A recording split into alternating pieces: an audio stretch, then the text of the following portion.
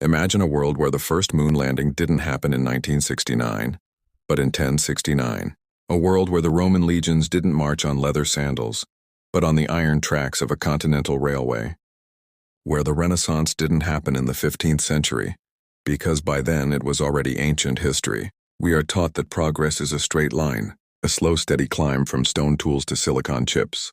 But history hides a terrifying glitch, a moment where humanity was lobotomized. If a single flame had been extinguished in 48 BC, you wouldn't be watching this on a smartphone. You would be living in a star system light years from here. We aren't the pinnacle of human achievement. We are a civilization recovering from a 1,000-year coma.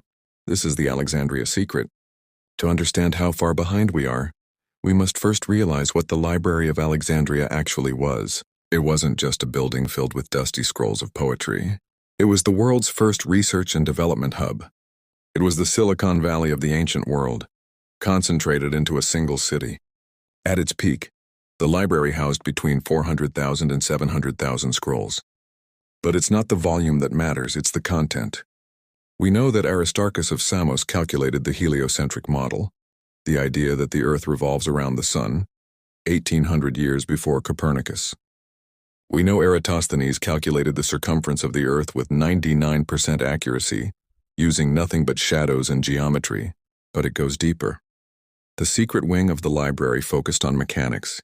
Hero of Alexandria had already invented the aeolipile, the first working steam engine.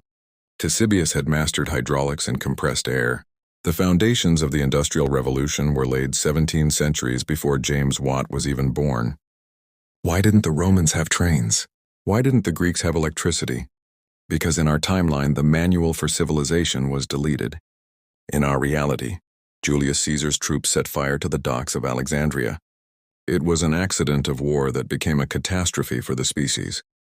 But in timeline 042, the wind shifts. The fire is contained, the scrolls remain. And more importantly, the momentum is never lost. Instead of a collapse into the Dark Ages, the Roman Empire undergoes a mechanical reformation. By the year 100 AD, the Roman elite realized that human slavery is far less efficient than high-pressure steam.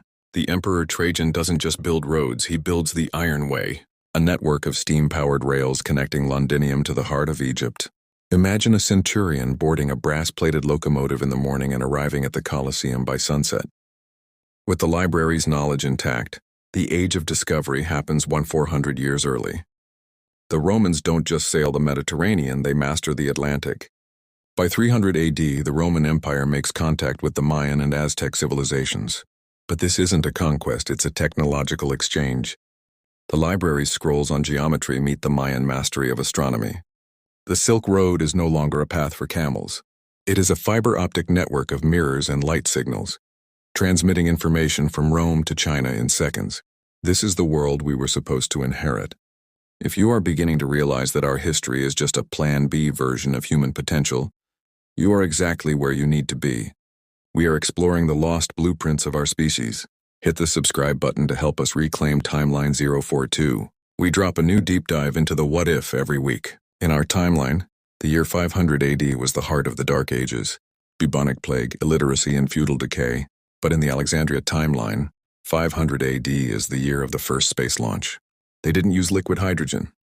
They used high-density steam and concentrated solar thermal energy, tech found in the lost wings of the library. The Romans weren't just conquerors of land, they became conquerors of the gravity well.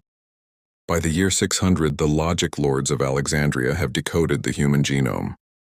They haven't just cured the plague, they've begun the process of eternal citizenship, using the library's chemical secrets to double the human lifespan. But a 1,000-year head start comes with a price. In our timeline, our ethics struggled to keep up with our tech. In the Alexandria timeline, the gap was a chasm. By 800 AD, the Roman Empire isn't a republic or a monarchy. It is an algorithmic hegemony. The great library has been digitized into a mechanical oracle. Every citizen's life is calculated by the library to ensure maximum efficiency.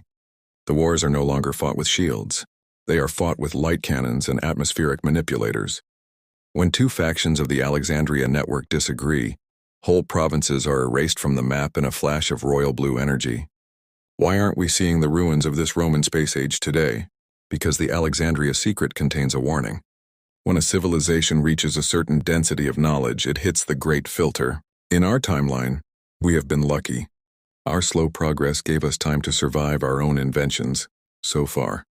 But the people of timeline 042 went too far too fast. They reached for the stars before they could settle their own shadows. In our timeline, we are 1,000 years behind because we had to start from zero. We had to spend a millennium forgetting the trauma of a high-tech apocalypse we don't even remember.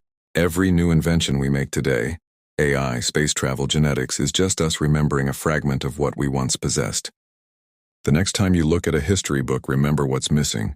Remember the gap. We are the survivors of a digital age catastrophe that happened in the age of sandals. The library is waiting to be rebuilt, and this time, we won't let it burn.